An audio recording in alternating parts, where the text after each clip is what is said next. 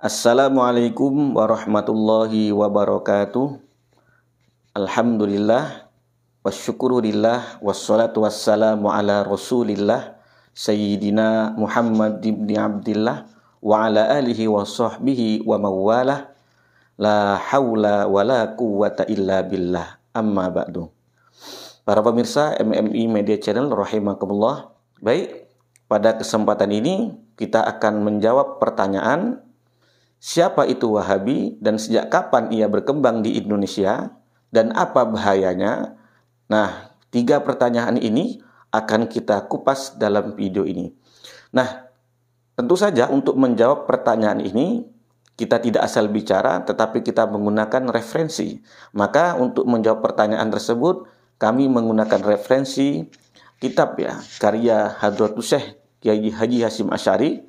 Ini namanya kitab Irsyadus Sari fi Jam'i Musannafati Syekh Hasyim Asy'ari.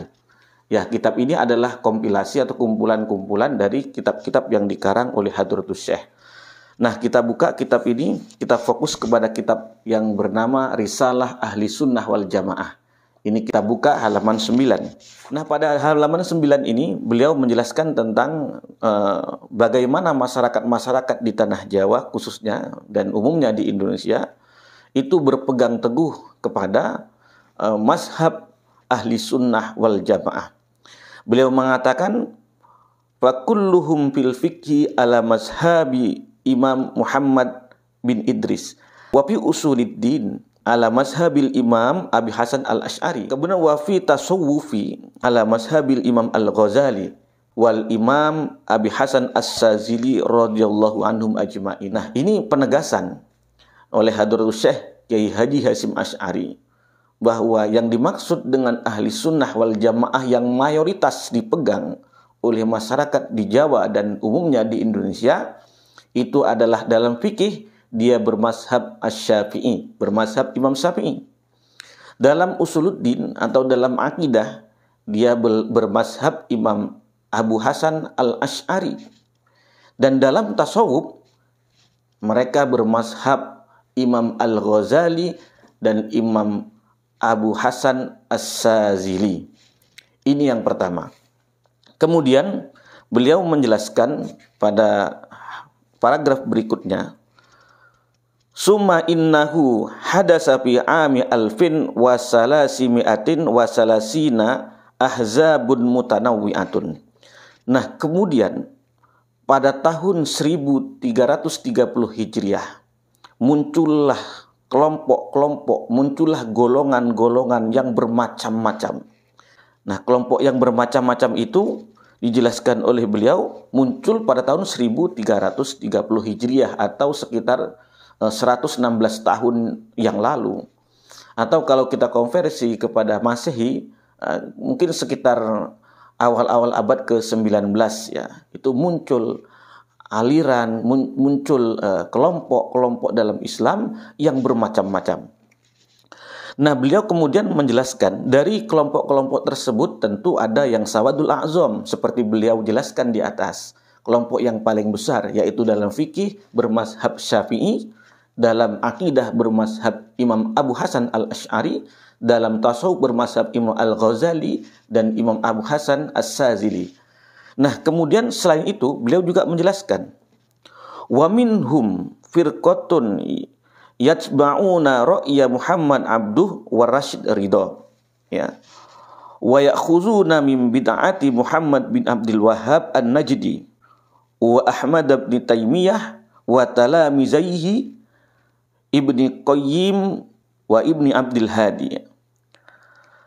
Jadi di sebagian dari mereka itu ada golongan atau kelompok yang mereka itu mengikuti pandangan Muhammad Abduh dan Rashid Ridho.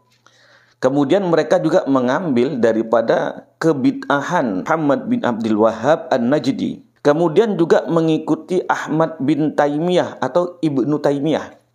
Dan kedua muridnya yaitu Ibnu Qayyim dan Ibnu Abdul Hadi. Ya, ini ulama-ulama yang mereka ikuti. Ya, Ini Hadratus Syekh menyebutkan mereka ini pelaku bid'ah. Faharramu ma ajma'al muslimuna ala nadbih mereka mengharamkan sesuatu yang sudah secara ijma umat Islam itu sunnah. Tapi mereka justru mengharamkan. Apa itu? Wa huwa as-safaru li ziyarati qabri Rasulillah sallallahu alaihi wasallam, yaitu perjalanan untuk ziarah ke kubur Rasulullah sallallahu alaihi wasallam. Mereka mengharamkan. Wa khalafuhum fima zakar wa ghairi. Mereka itu bahkan firqah ini ya menentang kesunahan ziarah atau safar untuk berziarah ke makam Rasulullah sallallahu alaihi wasallam. Qala Ibnu Taimiyah fi fatawihi. Ibnu Taimiyah dalam kitabnya Fatawa itu berkata tentang ziarah ke makam Rasulullah sallallahu alaihi wasallam, melakukan safar untuk berziarah ke kuburnya Nabi Muhammad sallallahu alaihi wasallam. Apa kata Ibnu Taimiyah?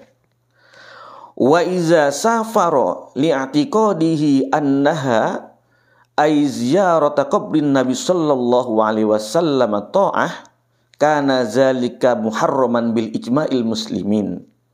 Fasara at-tahrimu minal amril maqtu'i bih. Nah, kata Ibnu Taimiyah ya, ketika seseorang melakukan perjalanan ya dengan iktikad atau dengan keyakinan bahwa berziarah ke makam Rasulullah sallallahu alaihi wasallam itu adalah bentuk ketaatan. Maksudnya bentuk ketaatan kepada Allah Subhanahu wa taala, kata beliau itu haram. Karena apa? Haram itu karena sudah ijma kaum muslimin. Padahal Hadratus Syekh di atas sudah menjelaskan bahwa ijma kaum muslimin bahwa ziarah ke makam Rasulullah sallallahu alaihi wasallam itu adalah sunnah. Tetapi Ibnu Taimiyah berbeda. Dia mengatakan justru muharraman, diharamkan ya berziarah safar dengan beriktikad bahwa itu adalah bentuk ketaatan kepada Allah, maka itu diharamkan ya menurut beliau. Bahkan beliau mengatakan fasarat tahrimu minal amril maqtu'i bih. Ya, karena itu adalah haram maka diperintahkan untuk menghentikannya ya.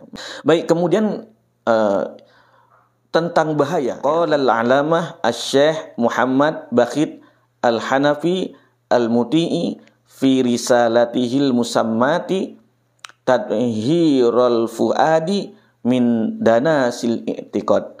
Ya, berkata Syekh Muhammad Bakhit Al-Hanafi Al-Muti'i di dalam kitabnya yang berjudul Tadhhirul Fuad min Danasil I'tiqad. Apa kata beliau tentang bahaya sekte Wahabi ini? Beliau mengatakan wahazal fariqu ya. Adapun kelompok ini qad ubtuliya al muslimuna bikasirin minhum salafan wa khalafan. Maka kelompok ini menjadi ujian bagi kaum muslimin yang salaf maupun yang khalaf.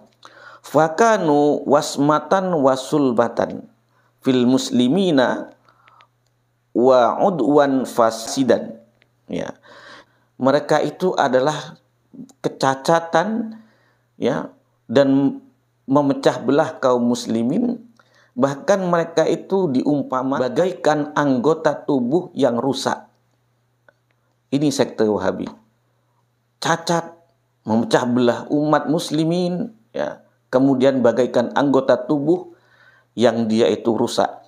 Maka apa? Yajibu qat'uhu hatta la yu'di al-baqiyah.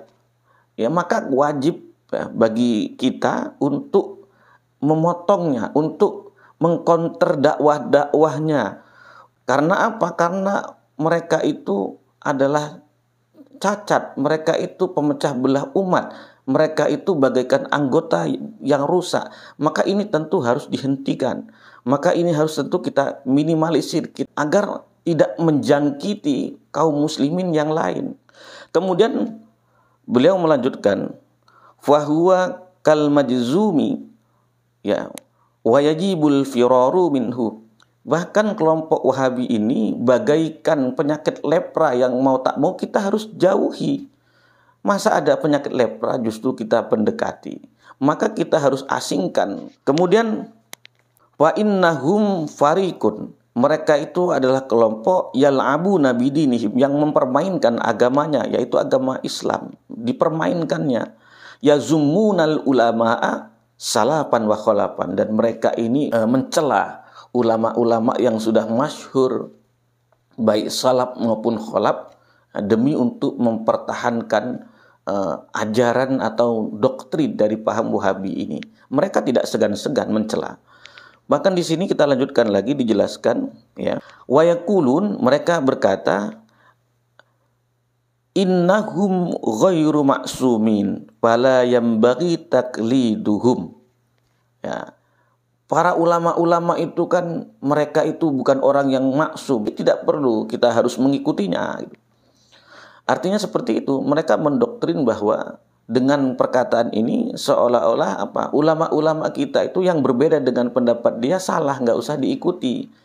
Karena apa? Karena kata mereka ya wajar aja ulama itu salah, kan tidak maksum. Nah, ini bentuk celahan mereka kepada ulama-ulama kita, ahli sunnah wal jamaah. Ini mereka tega mengatakan seperti itu. Nah, inilah berapa bahaya kaum Wahabi atau yang sekarang sudah bermetamorfosis menjadi Salafi, ya, itu sangat bahaya bagi kesatuan ittihadil ummah, bagi persatuan umat Islam ini berbahaya karena mereka justru memecah belah.